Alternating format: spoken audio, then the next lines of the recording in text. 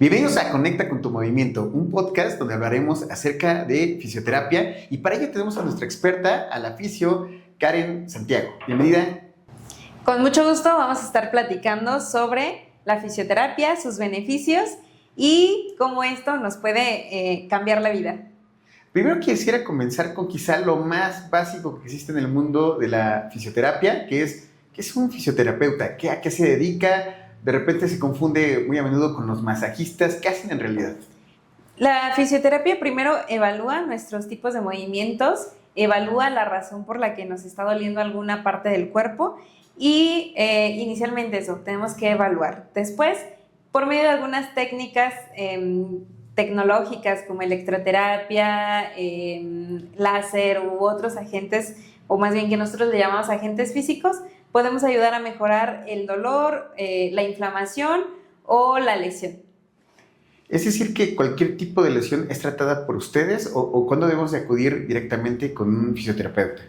La gran mayoría de las lesiones se pueden tratar con nosotros. Creo que también tiene que existir mucho profesionalismo de nuestra parte cuando entendemos realmente cómo actúa un tejido. Cuando aprendemos a escuchar al paciente sobre su dolor y sobre sus síntomas, podemos también orientarlos si es que realmente podemos ayudarlos o incluso si ya se está tratando de algo quirúrgico. Al menos, yo siempre invito, si no quieres ir directamente con el traumatólogo o con el médico, puedes venir conmigo y si no te puedo ayudar, te puedo orientar, pero siempre de manera muy profesional. Hay muchas personas que usurpan nuestra profesión y que no muestran ese profesionalismo y que a todo le truenan y a todo le ajustan y puede resultar bastante fatídico para el paciente. Entonces pueden acudir con nosotros y siempre les vamos a orientar. Justamente como acabas de mencionar, de manera muy cultural en México, porque somos muy culturales en nuestro país, de repente hay otras personas que se pueden dedicar o decir dedicarse al tema de la mejora de los huesos, de los músculos, de los nervios, pero ¿por qué es un poco viable o no correcto ir con estas personas y por qué tendríamos que ir con un especialista como lo es un fisioterapeuta? Es muy poco viable porque de entrada no basta con un curso pequeño o con la práctica para poder conocer anatomía, fisiología, la relación que puede haber de nuestros síntomas físicos con algún órgano. Entonces, a veces hay mucha pérdida de tiempo, de dinero, de energía, pero en el peor de los casos pueden empeorar sus síntomas o pueden lastimar por no tener todo ese conocimiento. Entonces, siempre es importante que así sea un dolor pequeñito o una inflamación pequeñita, sea con el médico o con alguien que cuente con una cédula profesional. Entonces, ¿qué es lo que deberíamos de revisar antes de ir con un especialista? ¿Hay algo específico que tenemos que tener el cuidado? ¿Observar las herramientas? ¿Observar la cédula profesional? ¿Qué es lo que deberíamos de cuidar para ir con alguien que sepamos que va a cuidar nuestra salud? Yo creo que siempre hay muchas cosas que observar. Desde un lugar, tener un lugar adecuado, hay algunos colegas que se dedican a dar terapia a domicilio, que tengan el estudio, el conocimiento, como te comentaba, una cédula, o algunos están en el proceso de su titulación, de su cédula, pero que tengan esa profesión, que no sea solamente un curso de 4 meses, 1 año, sino nuestra carrera va de 4 a 5 años, entonces que se cumpla con todo eso. Y también muchas veces aquí llegan y me platican algunos pacientes que el huesero les atendió en una colchoneta y que ahí los acostó y entonces para mí también eso creo que es una alerta roja o ya nos dice algo. Siempre nosotros vamos a procurar tener un espacio digno porque eso es lo que merece nuestra salud y una colchoneta, un lugar tal vez sucio, inadecuado, pues puede ser una alerta de que estamos exponiendo nuestra salud física. Sí, justamente hablábamos con una de tus pacientes que nos contó que fue con una persona que al final terminó dañándola mucho más y que eso la llevó a una rehabilitación incluso mucho más larga, ¿no? Creo que hay que ser muy conscientes también como pacientes. Sé que los pacientes no siempre somos los más disciplinados. Ella hablaba mucho acerca de que, desde luego, ir con un experto, poner también de tu parte, pero no caer en estas manos, ¿no? Que pueden ser muy peligrosas. Así es. El caso de ella en específico era por un esguince de tobillo y ese es un ejemplo bien claro. el esguince de tobillo lo minimizamos y muchas veces acudimos y lo que hacen primero es jalar, tronar. Y algo que hay que entender es que a veces hay estructuras lesionadas que tenemos que tratar, yo luego digo, con pincitas, o que sí podemos mover, pero de manera adecuada y de manera muy profesional. Si hacemos lo contrario, podemos afectar, y lo peor de eso es que no es momentáneo, sino esta paciente te estaba hablando de una lesión que sufrió hace 10 años aproximadamente y que sigue con secuelas, aún presenta dolor, aún presenta muchos otros problemas que se han vuelto una cadenita y que no se han podido resolver por una mala atención en el momento, porque lastimaron más que sanar. Sí, entendemos que siempre se pone más en riesgo no yendo con la persona adecuada, ¿no? Siempre es lo mejor ir con la persona adecuada, ir con alguien que está comprometido, que ha estudiado, que siempre ha puesto su talento y todo su empeño. Y desde luego eso también me lleva a preguntarme, ¿por qué estudias este oficio? Algo curioso. Dicen que los nutriólogos siempre fueron gorditos, que sufrieron mucho bullying y se volvieron después nutriólogos para estar muy en forma. ¿Qué pasó? ¿Por qué te volviste oficio? Bien, yo creo que poniéndolo desde ese punto, mi mamá siempre fue una persona con muchos dolores, con muchas enfermedades, y yo siempre vi cómo le recetaban todo el tiempo medicamentos, siempre algo que tomar, algo que genera cierta toxicidad. Entonces, para mí siempre era como, tiene que existir algo que pueda evitar o que pueda prevenir los efectos tóxicos a futuro. En ese momento no tenía ni idea de que existía la fisioterapia. Ya cuando me tocó decidir la carrera, encontré que existía esto y que es una herramienta o una forma de ayudar de manera directa muchas veces al dolor de la persona, al dolor físico, o que incluso podemos orientar el movimiento de las personas. Hay muchas personas, sobre todo adultas, que le tienen miedo al movimiento. Algo que mi mamá en algún momento le dijeron fue: no puedes caminar, no puedes correr, no puedes hacer mucha actividad porque te daña. Hoy sabemos, gracias a muchos estudios, que en realidad esa es la peor recomendación que podemos hacer: no moverte, quedarte quieto, porque entonces eso va a hacer que tomes más pastillas y que cada vez tengas más enfermedades. La fisioterapia se enfoca en el movimiento y en estimular a recuperar y mejorar el movimiento. Justamente también escuchamos, hoy tuvimos la oportunidad de hablar con dos pacientes y una nos hablaba precisamente de esta situación que vivió yendo con alguien que no era experto, pero también tu otra paciente hablaba acerca del miedo que tuvo una vez que se había recuperado y cómo eso le afectaba emocionalmente. Imagino que al tener esta rehabilitación van generando también confianza con los movimientos, van teniendo esta facultad de entender que sí pueden regresar a una vida normal. Así es, muchas veces el miedo nos invade, sobre todo posterior a una fractura o alguna cirugía, y pensamos que nuestra vida no volverá a ser igual.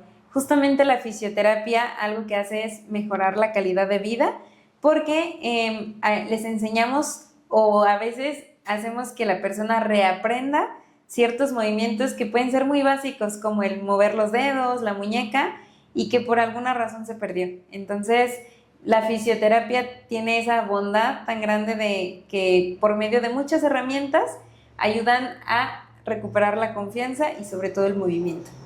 Estoy seguro que has visto de todo tipo de lesiones, que has visto cosas sumamente particulares y que nos sorprenderían, pero ¿cuáles son las lesiones más comunes que suelen llegar contigo? Las más comunes por la zona, el entorno, son problemas de columna, desde dolor muy sencillo como ya una columna deformada con los tejidos ya lesionados, y también mucho esguince de tobillo. Es algo que en personas deportistas jóvenes sucede demasiado, entonces yo creo que puedo dividirlo entre problemas de columna y esguinces. ¿Y estas lesiones son tratables, son curables? ¿Cuál es la forma también de decirlo? ¿Se curan? ¿Cuál es el porcentaje de poderse curar o a dónde puede llevar esta mejora? Es una muy buena pregunta. Se tratan, se orienta.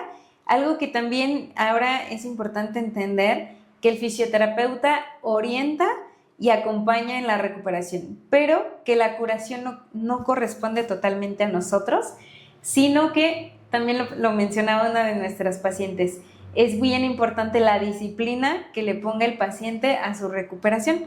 Muchas veces los pacientes piensan que con venir a una sesión ya vamos a resolver sus problemas de 30 años atrás.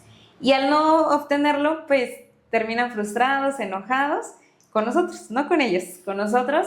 Entonces es bien importante entender que no es así, que nosotros les orientamos, les ayudamos, les decimos cómo, pero que un gran porcentaje de la curación o de la sanación depende del paciente. Sí, claro, recordar que es como con cualquier especialista de la salud, ¿no? Al final, una cosa es ir a la consulta, otra cosa es seguir el tratamiento, y también somos muy dados en nuestro país a suspender de repente, ya nos sentimos un poquito mejor y decimos, ya para qué voy, ya para qué me tomo el medicamento, pero entiendo que hay un proceso que hay que seguir, hay que concluir, e incluso hay que seguir ciertas recomendaciones de cómo moverse, cómo agacharse, cómo levantarse. Entiendo que hay una serie de secuencias que tienen que darse para llegar a tener el objetivo que estamos buscando, ¿no? Así es, desde mejorar posturas como fortalecer ciertas partes del cuerpo que nunca se han fortalecido, justamente porque lo ignoramos, porque no sabemos, pero que justamente para eso nosotros hacemos una evaluación, para poder saber qué parte del cuerpo necesita mayor fuerza, mayor estiramiento, mayor atención y poder de esa manera orientar al paciente. Ya hablando de una manera más curiosa y más personal, no puedo evitarme preguntar, ¿cuál ha sido la lesión más fuerte o más curiosa que has tenido? ¿Más fuerte, más curiosa? Fuerte, puedo decir que son las lesiones de nervio, es decir, donde por alguna razón se parte, se rompe, por alguna fractura, algún choque, y entonces el paciente pierde totalmente la movilidad y la sensibilidad del cuerpo. En este caso, he tenido el caso de un pie y de una mano. Entonces, ese proceso es muy largo, siempre es importante hacérselo saber al paciente. Es largo, se ocupa de mucha disciplina y muchas veces el paciente cree que no va a volver a mover la mano y que es uno de los riesgos. Es algo que tampoco nosotros podemos garantizar que vamos a recuperarle o ayudarle a recuperar al 100%, pero que cuando lo logramos, el paciente pues siente una gran satisfacción y por supuesto que nosotros también, porque fue un trabajo en equipo, pero que tuvimos un buen resultado. Sin lugar a dudas, seguramente es una lesión sumamente dolorosa, pero toda rehabilitación debe ser dolorosa. No, en realidad siempre debemos buscar la manera de hacer más gentil el tratamiento. Hay personas que ya sufrieron en el proceso, entonces no tiene que ser doloroso. Hay algunas técnicas o herramientas que pueden generar dolor, pero que siempre tenemos que buscar la manera de que produzcan el menor dolor posible. Por ejemplo, punción seca puede ser un poquito dolorosa porque es una aguja que estamos introduciendo al cuerpo, pero bien aplicado no tiene que generar un dolor excesivo. O a veces lo típico que conocemos es movilizar de manera dolorosa. A veces una articulación pasa rígida por mucho tiempo y por tanto se produce dolor, pero siempre pues buscar que sea lo más gentil para el paciente.